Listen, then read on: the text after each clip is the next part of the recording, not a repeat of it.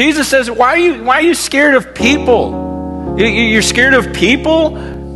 He goes, why would you fear them? I believe it's Matthew 10. He says, all they can do is kill you. He goes, I can kill you and then send your soul to hell. He goes, don't you think you should fear me more? There will be no cowards in heaven. He says the cowardly, the faithless, the detestable, the murderers, the sexually immoral, the sorcerers, idolaters, and all liars, their portion will be in the lake that burns with fire and sulfur, which is the second death. Look, I was very sad about this morning until I started reading this passage. And then I thought, you know what? This is a little goodbye for a short period of time on the earth. And what this passage is talking about is something that is far sadder. Okay? But I think, man, even if there's one person in this room who, if you were to die today and you have never confessed Jesus, you've never really lived for him, then you're going to spend an eternity apart from God. And I just began dwelling on that because I can't imagine that. I can't imagine being apart from God forever and then in a place of torment, what this place calls, which is a lake that burns with fire and sulfur. And it's not an immediate end. It's this torment day and night forever and ever. It says where you'll want to die, but you're not allowed to.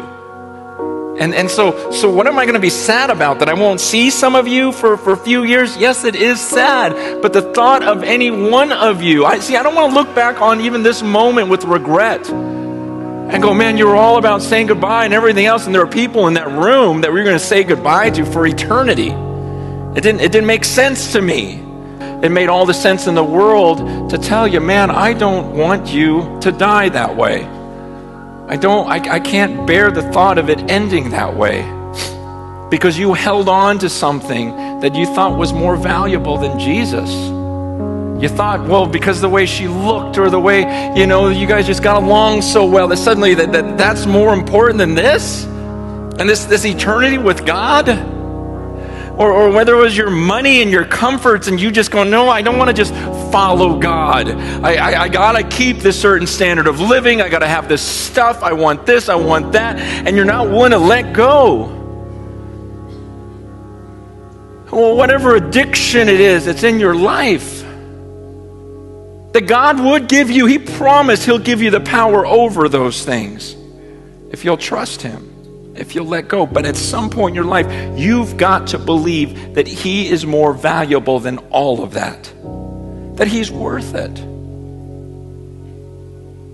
And he says, because, it's the liars, he says. The liars, they're the ones that are in this room. Some of you are in this room where you've got us all fooled. Congratulations. You seem like a Christian to us. You seem like you've surrendered your life, but when you go to bed at night that you haven't. And he says right there, here's your place is going to be in that lake of fire. There'll be no cowards in heaven. And that's why I refuse to be one.